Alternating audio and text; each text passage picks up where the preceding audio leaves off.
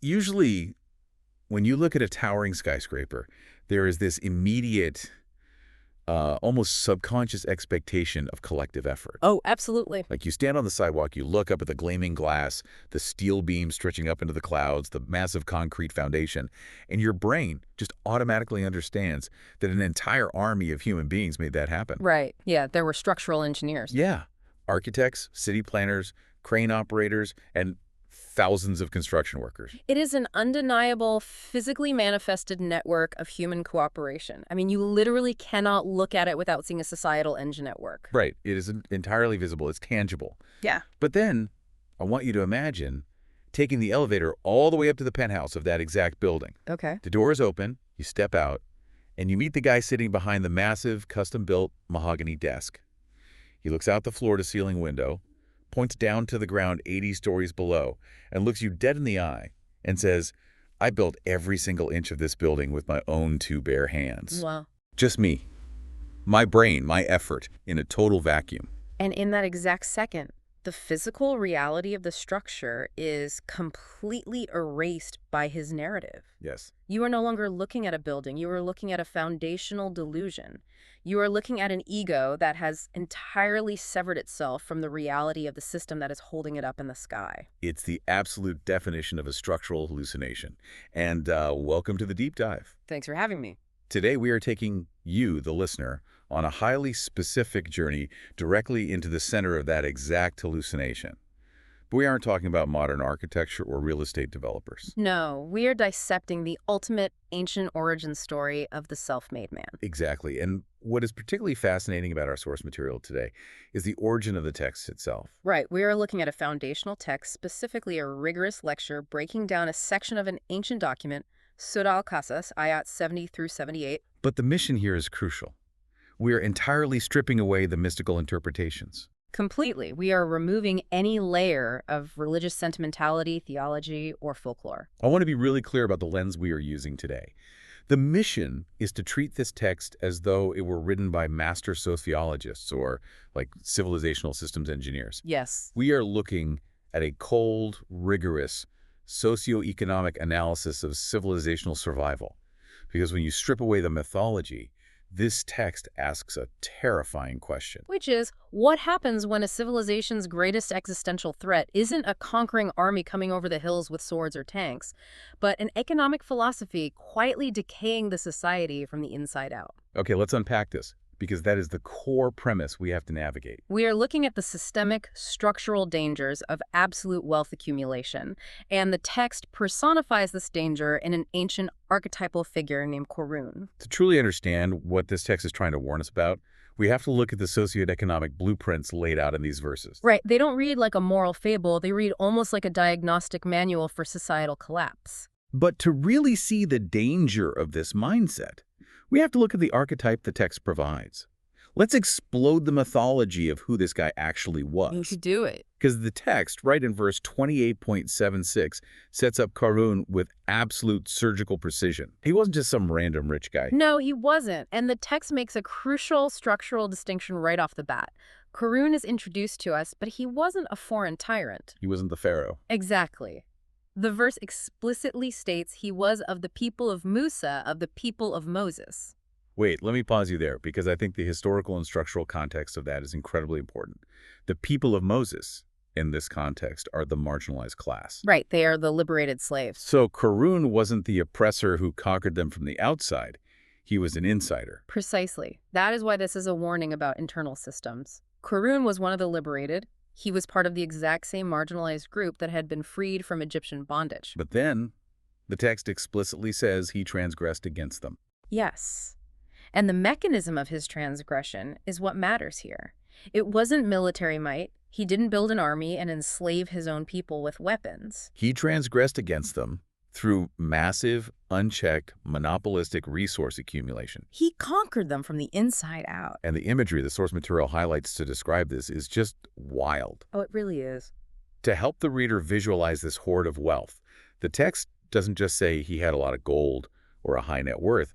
It focuses on the logistics of the wealth. The logistics, yes. It says his treasures were so vast that their very keys would burden a band of strong men.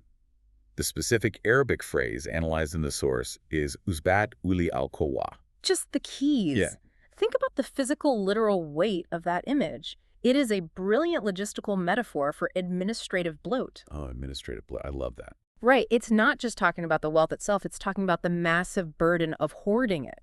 When the keys to your storehouses are so heavy that a group of professional bodybuilders or guards can barely lift them, your wealth has fundamentally changed its nature. It has ceased to be a tool for human use. Exactly. It has become a physical, crushing mass. That is such a vivid way to look at it. The wealth is no longer kinetic energy, it is just static gravity. But here's the question I really want to dig into. Why did he have this wealth? Or, more accurately, what was the internal narrative he used to justify sitting on top of this crushing mass while his own people, the people he came from, were presumably struggling? Well, verse 28.78 gives us Qarun's ultimate creed, and the source material calls it the hoarder's foundational lie. Okay, lay it on me. Qarun says, I was given this only because of knowledge I possess, ala ilmin indi. On knowledge I have. Yes, this is the crux of the entire socioeconomic analysis. The single phrase is the ultimate unprovable assertion in economic form. How so? It is the absolute arrogant erasure of society's role in producing any fortune. Qarun is looking at his mountain of resources and claiming that it is the pure, unadulterated product of his own isolated merit. His own intellect, his own individual capacity. Exactly. Now, wait, let me push back on this for a second. Because if you're listening to this, you might be thinking, well, isn't meritocracy a real thing? Let's play devil's advocate. Sure. If a modern innovator works a 100-hour week, isolates themselves in a lab, and invents a revolutionary new battery technology, and then gets massively wealthy from it, didn't they do that with their own knowledge? Okay, I see where you're going. If Qarun was just genuinely smarter, or a better trader, or a better manager of resources than everyone else, isn't he somewhat justified in saying his knowledge got him there? It is a totally valid question, and it is the exact defense mechanism every hoarder uses. But the text is attacking the word only. Right. I was given this only because of knowledge I possess. Let's take your battery inventor example. Yes, that inventor applied their specific intellect and worked incredibly hard. Right. But did they invent the mathematics they used to calculate the battery's voltage? No. Did they personally mine the lithium out of the earth? Did they pave the roads that the delivery trucks use to ship the batteries to consumers? Okay, fair. Did they fund the public universities that taught them chemistry? Did they build the legal framework that protects their patent so a larger company doesn't just steal it? Okay, I see the distinction. The lie isn't that you worked hard. The lie is the concept of the vacuum. Exactly. It is a dangerous superstition, and the source material uses the word superstition very deliberately here. Superstition, really? Yes. Believing that wealth is generated in total isolation without the complex engine of society and natural resources is literally as superstitious as believing in magic. Wow. It defies the fundamental laws of physics and sociology. No fortune is generated in a vacuum. It draws on a massive pre-existing social and natural order. It's the skyscraper guy again. It is. It's the modern tech titan standing on a brightly lit stage in a black turtleneck, claiming to be entirely 100% self-made. Yep. Meanwhile, they are entirely erasing the existence of the government-funded defense research that created the internet they run their app on, Exactly. the public electrical grids that power their server farms, and the massive, often underpaid global labor force that actually mined the cobalt and assembled the glass and plastic for their devices. And when you erase that infrastructure from your narrative, you give yourself the intellectual and moral license to stop paying back into it. Because you owe them nothing. Right. If you believe your knowledge is the only variable that mattered, you feel justified in hoarding all the output. So we had this guy, Qarun, sitting on a hoard so big, the keys alone are a nightmare to carry. And he is telling everyone, I deserve all of this because I am a genius. You might look at that and think, okay, the guy is arrogant, he has a massive ego. Yeah. But he's just one guy. Right. What's the real harm? Exactly. How does that attitude actually destroy a civilization? To understand the specific socioeconomic danger, the source material argues we first have to take a fascinating detour. We do. We actually have to look at biological systems. Yes. The source text does something highly sophisticated here. It connects the following verses, 28.71 through 73, which discuss the alternation of day and night, to the biological reality of circadian rhythms. Which is wild. It really is. It pulls from biological sciences, specifically referencing concepts you would find in books analyzing systemic biology like Supernature to explain metabolism, brainwave states, and cellular regeneration. I have to admit, when I first read through our source notes, I was really confused by this. It felt like a massive biological digression. It seems like one at first glance. Yeah, like we're talking about economics and wealth hoarding, and suddenly the text is talking about the sun going down. What is the actual mechanical connection here? What is happening in the human body during this alternation of light and dark? Well, the source breaks down the concept of metabolism, which is essentially the constant ongoing process of cells dying and new cells being synthesized to replace them. Okay. But this process doesn't happen at a flat, steady rate. It is not a continuous, unchanging hum. It relies entirely on the circadian, the biological pulse of day and night. Right. During the day, in the light, we expend energy, we are active, we break down muscle tissue, we exhaust our cellular energy stores. Our brain's alpha waves are highly active and erratic as we process information. We are in a state of continuous extraction and expenditure. Exactly. The system is draining its resources to achieve goals in the outside world. Right. But as the sun goes down and we fall asleep, the system fundamentally shifts gears. Those erratic alpha waves slow down, transitioning into long, quiet, rhythmic delta waves. Dropping to maybe 1 to 3 cycles per second. Yes. And that state of rest is not just doing nothing. It is an incredibly active biological mechanism. That's when the maintenance crew comes in. That is precisely when the maintenance happens. Regeneration and replacement depend on the synthesis of new proteins. And the source points out that the vast majority of this structural repair takes place specifically during sleep. Wow. Human growth hormones are manufactured and released. The rate of cellular division increases drastically. So the system is rebuilding itself. Exactly. During these alternate periods of rest, more blood flow is directed to the brain to repair the neurological exhaustion and clear out cellular waste, while the physical muscles of the body are temporarily paralyzed and immobilized to prevent them from expending any more energy. It's a strict, non-negotiable rule of alternating flow.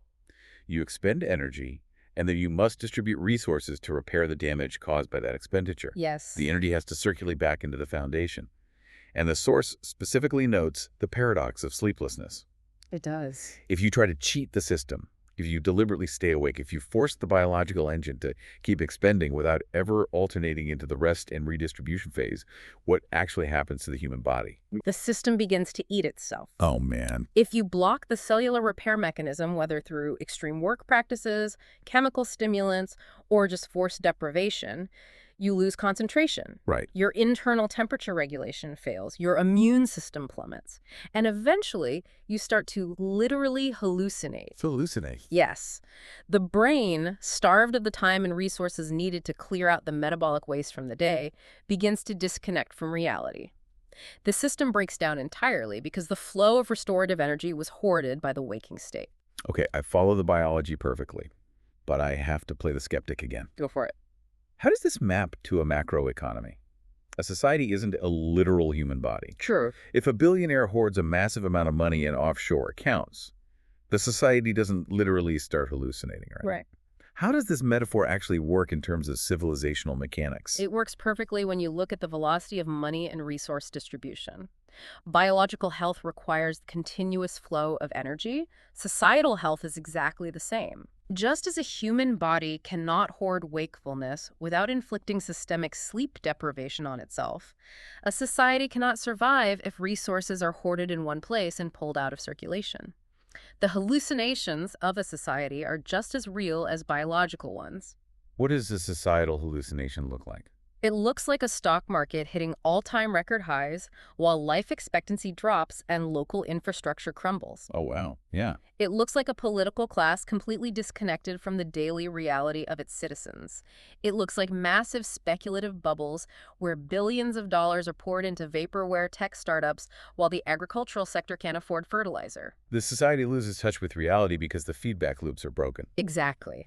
So by pulling wealth out of circulation, the hoarder is essentially inflicting societal sleep deprivation. You are refusing to let the civilizational body repair its own cells. That is the exact systemic analogy the source is drawing. When wealth is hoarded, The cells of the society, the working class, the local businesses, the public schools, the roads, the hospitals are starved of the economic blood and protein they need to regenerate. The energy is trapped. Yes. The society begins to break down because the resources required for basic metabolic maintenance are locked away in Karun's vaults. Locked away. That brings us perfectly to the linguistic deep dive in the source material. Let's get into it. Because the Arabic language used in the text to describe Karun's wealth surgically dissects this exact pathology. It's like reading a medical chart of a blocked societal artery. Let's look at the specific words the text uses, starting with the word kunuz. The linguistic precision here is vital because it distinguishes between systemic reality and superstitious ego. Kunuz is often translated simply as hoarded treasure. Right. But it's not just the concept of capital, is it? No, it is significantly more specific and more dangerous than productive capital. Productive capital builds factories, funds research, pays wages, it moves. It circulates. Exactly. Kunuz implies wealth that has been deliberately and forcefully pulled out of societal circulation. It is stagnant. It is kinetic energy that has been captured, frozen, and locked underground. Wow. It has officially ceased to perform its function in the societal metabolism. It is a dead asset. Which connects directly to the next word, mafati, Yes. the keys or the storehouses. Yeah. We touched on this earlier with the bodybuilders trying to carry them. Right. But the irony the source highlights here is so sharp. You have this image of wealth that has ceased to be useful, fluid energy. And because it is stagnant, it immediately transforms into a static, crushing weight. It actually becomes a massive liability for the hoarder to maintain. Think about the real-world mechanics of extreme stagnant wealth. When you hoard resources to that degree, you have to expend massive amounts of energy just to guard the hoard. Right, you need private security. Yes, you need complex legal trusts to hide it. You need to buy political influence to ensure it isn't taxed or redistributed. Exactly. The mafati, the keys, become the center of your existence. The administrative burden of protecting extreme inequality eats up the very resources that could be used for societal growth. The wealth stops serving the human. The human becomes a servant to the keys. Wow. You become a janitor for your own hoard. That's perfectly put. And then the text issues a very specific, almost psychological command to Qarun. In verse 28.76, his people tell him, La tafra, La kafra. which translates to do not exult or do not gloat. Now, I'm going to challenge this translation too, because on the surface, do not gloat sounds like a very basic Sunday school lesson. It really does. It sounds like, hey man, you're rich, just be humble about it, don't rub it in our faces. Is the text really just offering basic etiquette advice? If you read it purely as a moral text, maybe. But reading it as a socioeconomic manual, it is far deeper than etiquette. It is a strict, systemic warning against the psychology of accumulation and ego-driven wealth worship. So it's not about manners. The text doesn't care about Qarun's manners. It cares about his mental model of reality. Gloating, or exulting in this context, is the psychological manifestation of viewing wealth as a private trophy rather than a circulating function. Because if you view it as a trophy, you believe you won the game, Exactly. you believe you beat everyone else, and the prize is yours to keep forever. Which brings us right back to the foundational lie, ala ilmin indi, on knowledge I have. Yes. By asserting this, Qarun isn't just bragging. He's committing a systemic linguistic erasure. He is. He is wiping the chalk off the blackboard, erasing the labor of the people who mined the gold, erasing the natural resources of the earth that provided the raw materials, erasing the stable society that allowed his trade networks to function without being raided by bandits. He is claiming independence from the ecosystem. It is the ultimate tyranny of an unproven assertion. It's mathematically false. Qarun's claim is mathematically, biologically, and sociologically false. No organism survives independent of its environment. Even the pharaoh, who represents the ultimate political tyranny in this same text, could not claim to have personally manufactured the productive, fertile soil of the Nile River that generated Egypt's wealth. The earth was there before him. The social engine was there before him. Okay, so if Qarun's claim is this mathematically false, unprovable assertion that's a fatal bug in the human operating system, how does the text propose we actually fix it? That's the real question. What is the rational working system supposed to look like? Because the source material points out that the wise among Qarun's people didn't just stand around telling him he was wrong. They handed him an actionable blueprint for civilizational health. They did. In verse 28.77, they outline a rational alternative. It consists of 4 distinct, highly interconnected principles. Okay. And if we look at them closely, they form a complete theory of sustainable economics. The first principle they tell him is seek the abode of the hereafter. Now, again, stripping away the theological sentimentality, what does the hereafter mean in a systems engineering context? Well, the source interprets it socioeconomically as prioritizing long-term civilizational survival over short-term private extraction. It's the difference between quarterly earnings reports and multi-generational planning. Exactly. You don't burn down the forest to heat your house for one single night, because then your grandchildren will freeze. You have to think about the hereafter of the society. That's a great way to put it. It's Yeah. about sustainable architecture. If your economic model destroys the ecological or social foundation it relies on, it have no hereafter. It will collapse. Right. The second principle immediately balances the first. It says, do not forget your share of this world. This is the part I find fascinating, because it's not asking for extreme asceticism. It's not saying wealth is inherently evil and you must wear rags and live in a cave. Not at all. It is a highly rational acknowledgement of individual needs, ambitions, and rewards. You are allowed to enjoy the fruits of your labor. You are allowed to have a share. But the operative word is share. Yes, it puts a definitive cap on the hoarding of surplus. You take your share of the pie, but you don't take the entire bakery and let everyone else starve. But let me interrupt there, because this is where modern economic theory usually violently disagrees with this kind of text. Oh, absolutely. Who decides what a share is? If you put a cap on surplus, don't you destroy the incentive structure? If I know I can only keep a certain amount of the wealth I generate, why would I bother inventing the next great medical device? Doesn't this framework risk societal stagnation? It's a common critique, but it misunderstands the difference between productive reward and systemic hoarding. The framework doesn't prevent you from utilizing capital to build massive productive enterprises. Okay. It prevents you from converting the surplus into Kunu's stagnant treasure. Remember the biological analogy? Right, the brain and the body. Yes.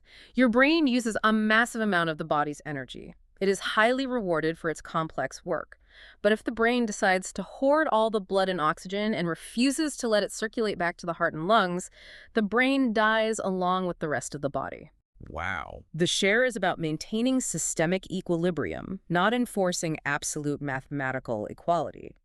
It acknowledges differing capacities, but denies the right to monopoly. That makes perfect sense. The brain gets a larger share because it does complex work, but it doesn't get to choke the liver to death to get it. Exactly. Which flows perfectly into the third principle of the blueprint.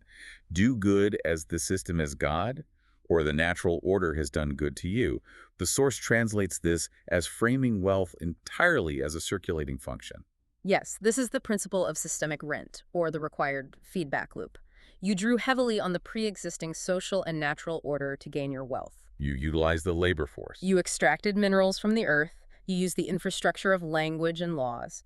Therefore, the kinetic energy you gathered must flow back into that system to maintain its equilibrium. You have to pay your systemic rent. If you don't return the nutrients to the soil, the next harvest fails. And if you fail to maintain that feedback loop, you trigger the fourth and final warning of the blueprint.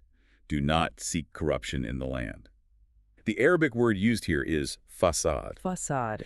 And in this analytical framework, the source is adamant that facade is not framed merely as some vague moral deviance or personal sin. It has a strict definition. It does. Facade is structural entropy. It is defined as the structural imbalance, the disparity, and the deep societal rot caused specifically by the withdrawal and hoarding of wealth. It is the friction introduced into the system when the vital flow of energy is choked off. Exactly. And the source material uses a really grounded physical analogy to explain this imbalance. It translates a concept about a bed frame. Oh, the Sharpie. Yes. Imagine you have a standard bed, a Sharpie, in the region the source originates from. It has 4 legs, all the same height. It distributes weight perfectly. Right. Now imagine one leg of that bed is suddenly engineered to be significantly higher than the other 3. What happens? The entire structure is rendered completely useless. Exactly. You can't sleep on it. Everything slides off. The structure is destroyed not by someone breaking it with a hammer, but simply by the extreme, disproportionate elevation of one single point at the expense of the others. The equilibrium is gone. And this analogy directly explodes the capacity argument that hoarders often use to defend their wealth. Explain that. Well, the source notes that proponents of absolute accumulation, the Korans of the world, often argue, well, I have more capacity than the other legs of the bed. I am smarter. I work harder. My machine is more efficient. Therefore, I deserve to be 10 times higher. And the text actually acknowledges that people have different capacities. Right. It doesn't pretend everyone is exactly identical in output.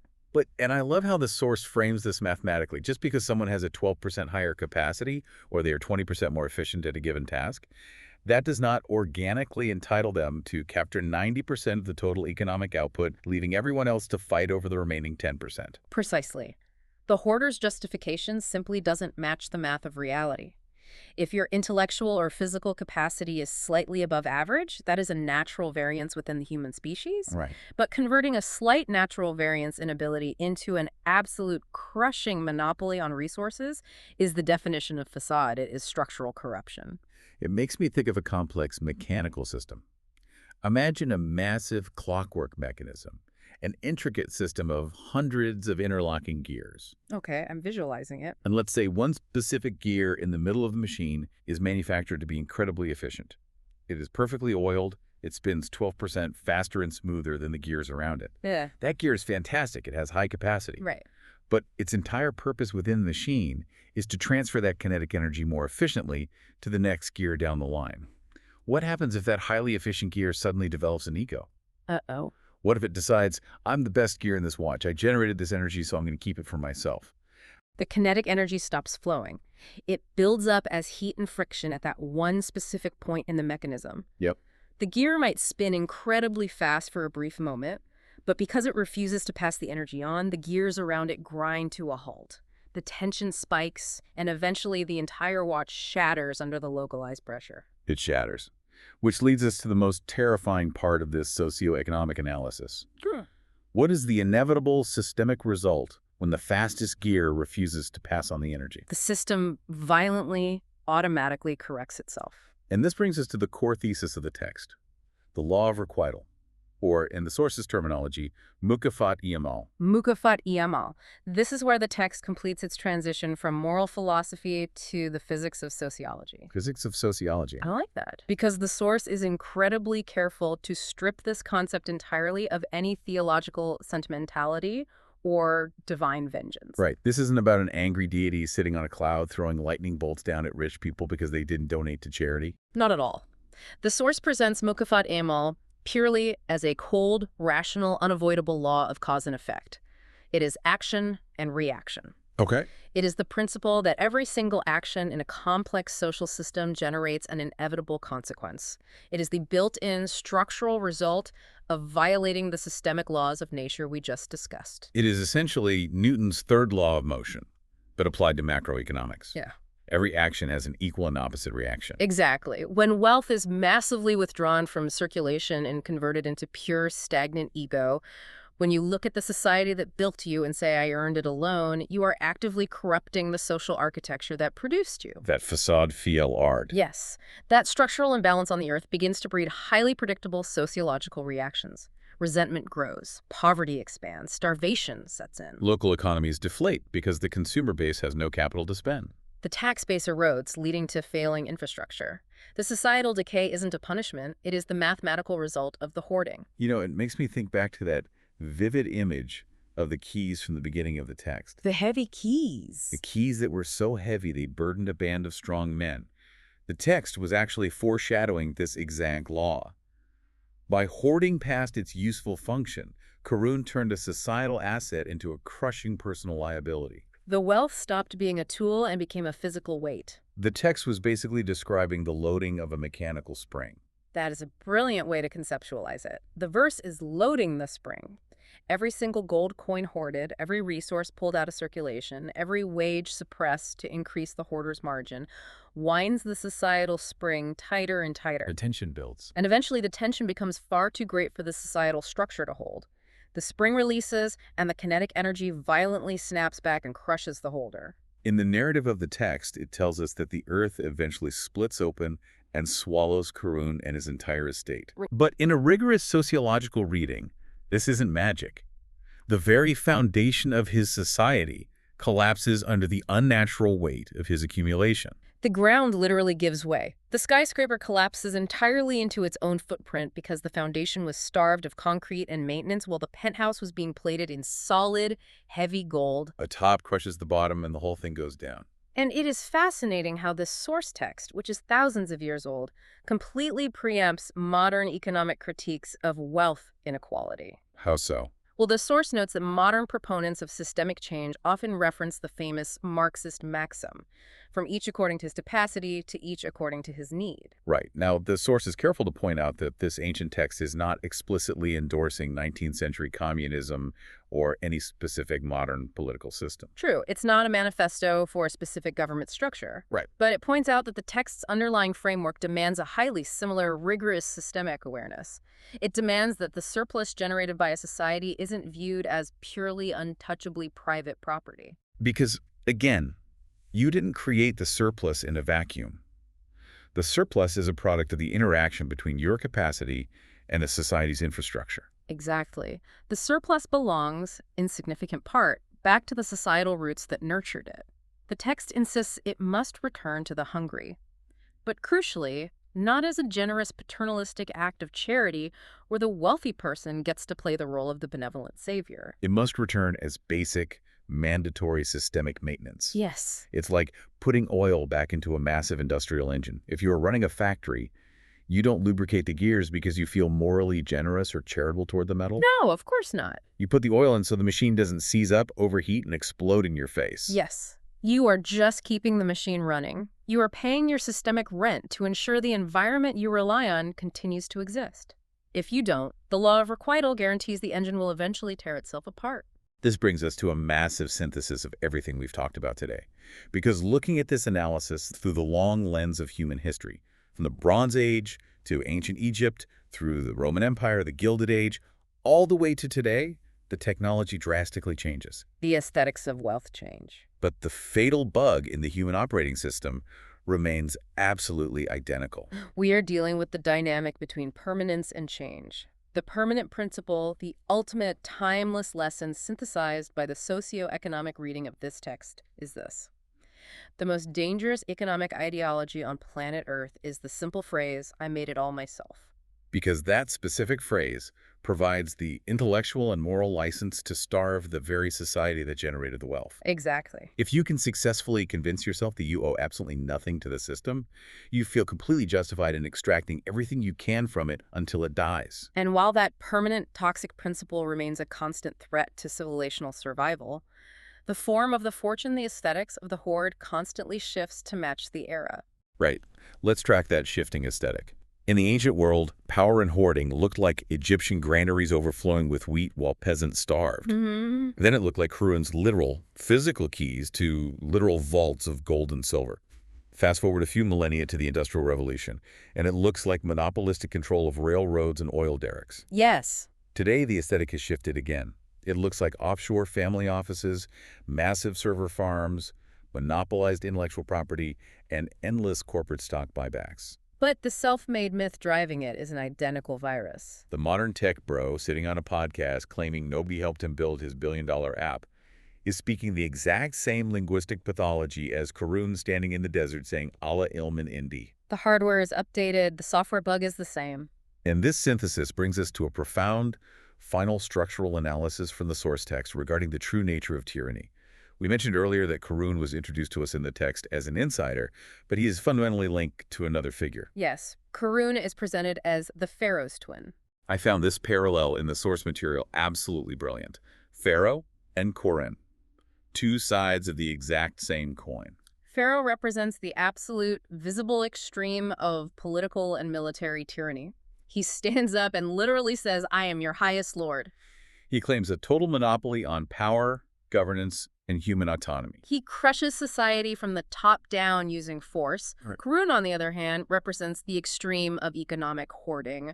He doesn't need to claim to be a god. He simply claims a total monopoly on resources and merit. They are the exact same civilizational disorders, simply operating in two different registers. Yes. One uses the loud, violent hardware of military and political force. The other uses the quiet, insidious software of economic starvation.